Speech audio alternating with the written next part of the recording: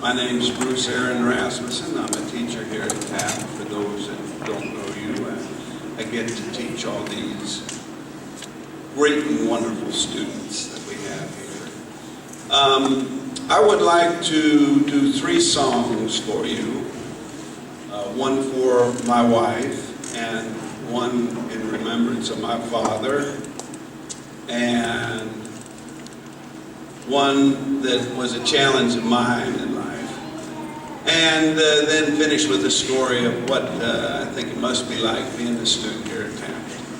So, for my wife, most of you don't know this, but she had breast cancer less than 2 years ago.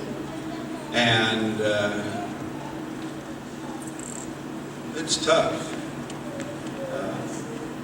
when you are diagnosed, and I live vicariously through her. She is the reason I do things, even if she isn't here, 2 or 3 months out of the year. She stays in our place in Coeur d'Alene. But she got it diagnosed early enough. She had a lumpectomy done, and they only needed to do radiation, no chemo, which is seriously better treatment. Anyway, she is my inspiration, and this song, she's Irish.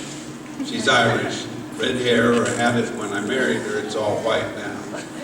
41 years of living with me does that. But here we go.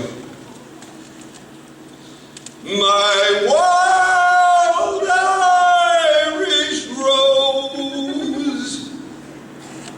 Yeah, I know. That is a good name. Hey, let me do a fun one with you then. Irish. How about McNamara's band? Yes, and you can even get involved with when I go to the da-da-da-da, you can go. But make sure you're not doing it right at your neighbor. Okay? For the Irish. A lot of people don't know that Irish made the first chili ever. Yes, they did.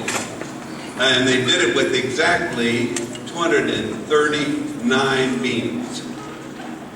Go ahead and ask me why. Why? Yeah. If they had one more, it'd be too farty. Okay. All right. But so, my name is McNamara, I'm the leader of the band. Although we're few in number, we're the finest in the land. Oh, Hennessy, Pennessy, toodles a flute, and the music is simply grand. A credit to old Ireland is McNamara's band. Ba-da-da-doo, ba-da-da-doo, ba-da-da-doo, ba-da-da-doo, ba-da-da-doo.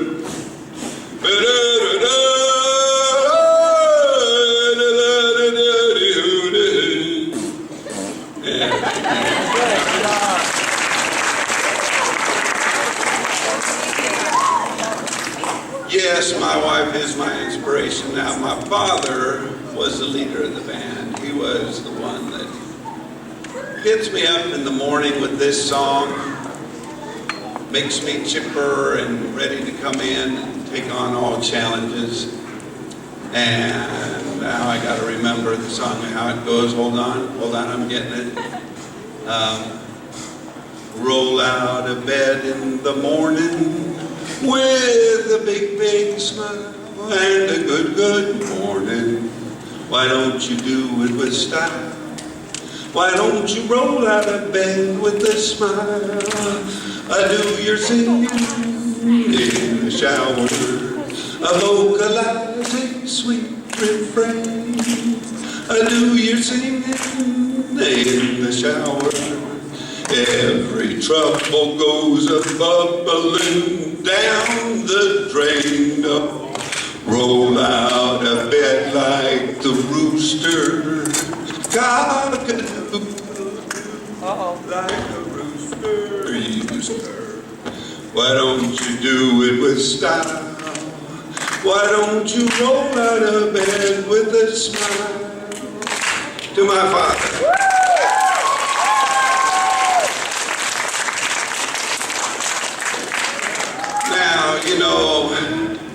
lot of times students look at the teachers and we got our stuff pretty well together. We work hard at keeping it together and centered and happy adults so they have a good role model. But it's not always easy.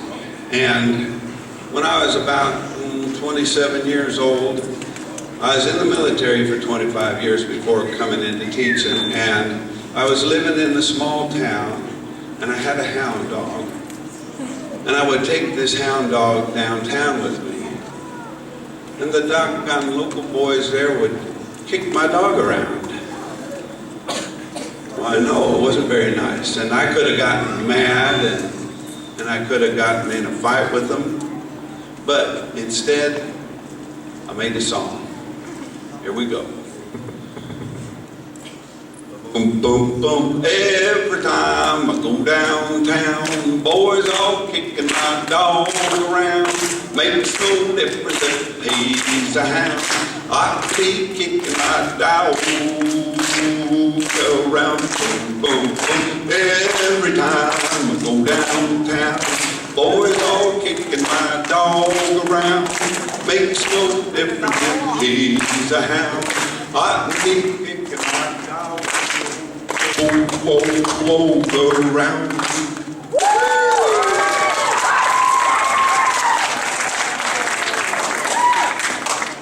Okay, so being a student here at Taft, I know a lot of them want to express their individualities, and it reminds me of this bird that was not wanting to conform to the ways of the flock. And he would sing sharp discords, and his feathers were not always as clean and groomed as they should be. And he was trying to get a rise out of the elders. But the elders weren't going for it, and this was infuriating this little bird. And this little bird finally said, all right, I got to do something radical. Elders, I'm not flying south with you for the winter. And they objected. And he said, this is what I'm after. They got to be upset with me. And he just held his ground, and they all flew off south. And it seemed like he had won until that first cold spell brought in snow. And he's going, geez, I could be down in the Gulf of Mexico with a flock. What am I doing here? So he takes off flying. And snowstorm ices him up right down into a barnyard. It was all muddy from the animals having walked around there. And he said, this is it. This is the last indignation of my life. This is horrible. Well, wasn't over yet. This cow saunters over and drops a big pie right on top of him. No. And he's going, now, this is it. This is just horrible. My life is just, wait a minute. I'm feeling kind of warm. This is kind of nice. And he pops his head up out of the crap, and I think I can even sing right. Things are going so well. And so he starts singing, and the barnyard cat comes out and cleans him all off, and he's going, my life is turning out pretty darn good. And then the cat eats him. Yeah, I know, that's the story, but you know, go ahead. Isn't there a moral? Isn't there more? Yes, there is a moral to this. Actually, there are three of them. First of all, those people that crap on you aren't necessarily your enemies. And the people that pick you up out of the crap and clean you off aren't necessarily your friends. But most importantly, if you're sitting in a pile of crap but feels good, your mouth shut.